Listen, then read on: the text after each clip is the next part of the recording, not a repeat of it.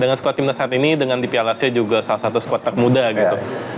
Bang Akmal melihat nggak ada masa depan cerah di? Oh ada dengan materi pemain-pemain yang cukup muda, bahkan di Piala Asia nanti kalau menurut saya potensi Indonesia bikin kejutan sangat besar. Gitu. Kenapa? Separuh dari pemain tim nasional U23 itu sudah main di Piala Asia kemarin. Sudah punya pengalaman. Asalkan tadi problem-problem ini bisa diatasi gitu kan. Sekarang gini, situ punya pemain hebat-hebat, tapi nggak punya persiapan matang, nggak ada chemistry, main sendiri-sendiri kan, itu yang terjadi gitu kan.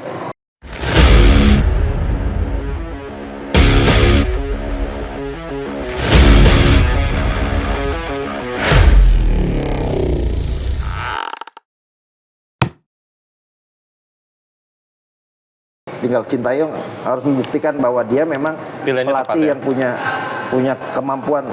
Kalau selama ini Sintayong itu menurut saya pelatih yang punya keberuntungan di Indonesia. Dan satu bang, dapat keistimewaan banyak bang. Betul. Iya lu mau apa dikasih. Dan ini pelatih yang terlama loh. Sepanjang sepak bola Indonesia dia pelatih lama udah 4 tahun ya. Dalam lama. Berapa tahun terakhir ya? Dan mau dikasih TC mana ya, ayo. Iya betul. Kan. Ya, artinya fasilitas sudah dapat, keistimewaan sudah dapat. Bahkan buat cari pemain-pemain keturunan aja diberikan keleluasaan, dipermudah prosesnya. Artinya yang kurang apa? Ya kurang prestasi aja nih, gitu kan. Nah, kita berharap kita bisa lolos Piala Dunia untuk babak ketiga. Kemudian ya nanti misalnya U23 kita bisa juga berprestasi maksimal lah. Misalnya lolos babak knockout 8 besar gitu. Walaupun berat, secara realistis berat gitu. Tapi kalau untuk lolos babak ketiga aja Piala Dunia, saya punya keyakinan kita masih ada peluang. Ya kuncian ini lawan Vietnam ini udah. Dua laga kunci ini ya. Kalau tadi itu Bang Akmal tuh udah bisa nebak ya siapa yang kemungkinan dicoret oleh Sintayong. Pertanyaannya Bang Akmal bisa nebak nggak kira-kira starting line up-nya nanti itu siapa kira-kira? Kalau saya sebenarnya Martin Paes diharapkan untuk bisa jadi kiper sebenarnya. Tapi kan ketika main kiper di posisi kiper itu naturalisasi. Bukan kita juga punya kiper-kiper yang nggak kalah hebat ya sebenarnya. Iya, sebenarnya kita punya kiper-kiper yang bagus, tapi gitu ya ini kan ruang yang dibuka oleh federasi untuk kita cari pemain-pemain keturunan yang mau main di tim nasional Indonesia gitu kan. Yang membedakan menurut saya adalah dia main di luar negeri, sementara ada pemain-pemain kita yang mainnya di liga lokal aja. Tapi secara umum misalnya, bahkan saya yakin-yakinnya diadu aja nih misalnya kan, bikin Garuda 1, Garuda 2 gitu kan, ya kan, keturunan sebagai ajang seleksi gitu. Saya masih yakin masih bisa mengimbangi karena yang tim nasional tuh adanya di sini. Kalau dia punya semangat tarung untuk bisa menang, saya yakin nggak ini. Jadi posisi belakang, saya tuh agak ragu kalau kemudian kipernya Nadio, karena Nadio kan udah ada punya sempat kemarin waktu Piala Asia udah dicoret tuh kan, ya kan, dicoret, kemudian ditarik lagi karena ada pemain yang cedera gitu kan, dia masuk lagi. Jadi mungkinan misalnya, tapi Nadio masih kiper nomor 1 Indonesia. Kemungkinan kalau nggak Nadio, Riyandi yang jadi kiper utama. Adi Satrio saya pikir masih jadi cadangan. Kemudian posisi bek kanan Asnawi tidak main, ada Sandi Walsh lah. Formasi 4-3-3 nih bang. 4. Kita kan pakainya kita selalu pakai 3-5-2. Iya kan? Terakhir 3-4-3 sih terakhir. 3-4-3. Iya, terakhir. Untuk yang sekarang? Yang Piala sekarang kita nggak tahu, tapi Piala sejauh ini di Piala Asia saya lihat gitu 3-4-3 tapi sebenarnya 5-3-2. Iya 5-3. Saya sempat berdebat sama Coro soal itu deh. Ini ya STE ngasih laporannya 3-4-3. Tapi praktek di lapangannya mah. Iya, karena kita lebih banyak bertahan gitu kan. Lebih banyak bertahan ya. Nah, kalau posisi di back ya pasti Jordi Amat, kemudian ada Elkan Bokot, ada Jai Inces gitu kan yang bisa jadi back tengah. Berarti 3 back tengah ya? 3 back tengah misalnya. Di back kirinya Senpati Nama nggak ada Nathan Aco. 5 udah semua keturunan tuh. Ya, kalau Nathan Aco ini sudah selesai urusan federasinya, gitu kan? Kalau nggak Arhan berarti di situ. Iya, di tengah Ivan Jenner, Justin Hubner. Oh iya, dua kan? itu. Ya kan? Terus kemudian posisi 1 masih ada Marcelino atau Yakob Sayuri, gitu kan? Yang akan ini. Ada Tom Haye, ada depan Rafael Struy atau Ratmangun. Kalau gue tertarik sama duet baru Bang Ivar Jenner sama Justin Hunter Bang. Gue di live session gue sama Coro bilang ini kayak Andres Mesa Sapi Hernandez gitu Bang. Kalau dia sering berdua aja tuh main di tengah tuh berapa pertandingan lah untuk ke depan bakal jadi. Kalau saya jujur sejauh ini yang sudah dinaturalisasi main, saya sangat suka cuma Ivan Jenner. Ivar Jenner ya? Ya, Ivan Jenner. Menurut saya ya, ini versi saya. Yang lain punya pendapat Bebas. Nanti menurut saya pemain yang memang layak untuk diambil ke tim nasional Indonesia baru Ivar Jenner, dan satu lagi yang saya tunggu Tom Haye ini, gitu kan, dengan pengalaman yang dimiliki. Dan dia ya tambah Yang selebihnya menurut saya sejauh ini masih nggak jauh beda dengan pemain. masih butuh pembuktian. Nah, ya? masih butuh pembuktian. Misalnya pengalaman tinggi Jordi Amat beberapa kali juga bikin blunder kan, gitu kan. Iya kan. Lawan Filipina ya, blunder ya lawan Elkan Filipina. Bagot lemah dari sisi kecepatan, makanya selalu ditutup waktu di Piala Asia dengan Rizky Ridho. Ah iya, benar. Jadi beberapa kali Jordi Amat, Elkan Bagot ketika kemudian kalah sprint harus Rizky Ridho yang tutup di situ kan, karena dua-duanya kalah sprint. Kemudian Sen Patinama saya pikir kemarin lawan Australia bahkan 3 gol Australia lewat sisi dia semua kan, gitu. Bahkan ya, saya bercanda masih ada kelebihannya si Arhan Pratama. Minimal lemparan ke dalamnya yang bisa membahayakan. Tapi kan membutuhkan orang-orang yang bisa mengubah pertandingan. tapi kan masalahnya Australia backnya tinggi-tinggi kan. Betul, Ada betul. Harry Souttar itu tuh yang 2 meter. Tapi Susahnya memang di situ. secara kualitas Australia atas kita harus kita akui. Iya. Jadi kalau sekarang ya Vietnam, masa Vietnam di atas kita, Vietnam harus kita lewatin. Dan yang menarik ya, tadi Bang Amal udah kasih kisi-kisi dikit. Nasibnya Sintayong nggak cuma ditentukan di lawan Vietnam ini, Iya. tapi di Piala Asia U23. U23 Kira-kira dengan targetnya apa? Lolos babak lolos grup? 4 besar kan, semifinal. Kalau buat ke Olimpiade kan semifinal. Masuk Dia Olimpiade. 16 tim ya, 16 tim, 8 besar. Nah, Jadi semifinal kan langsung ya. Iya. Ya, berarti 2 kalau mau lolos Piala Olimpiade harus lolos semifinal. Langsung Target dari PSSI perempat final kan, lolos babak knockout lah. Sintayongnya bilangnya semifinal. Semifinal. Langsung aja tembak ya. Realistis nggak sih? Kalau menurut saya untuk untuk usia muda gitu. Tapi usia mudanya udah nanggung sih U23. U23, iya. Artinya sebenarnya udah senior juga. Iya. Jadi menurut saya ya kita harus akui kita masih berat untuk bisa lolos itu kan. Lawan yang kita hadapi pertama tuan rumah Qatar. Ya kan? Yang kedua Australia. Yang ketiga Jordan yang bikin kejutan tuh, benar-benar kalau bikin kejutan di Piala Asia ya Jordan itu kemarin kan. Final Piala Asia. Bukan Indonesia gitu. Indonesia dapat keberuntungan gara-gara omannya Blee. Ada pahlawan kita. Iya, pahlawan Kojo, kita, iya. Kyrgyzstan. Nah, jadi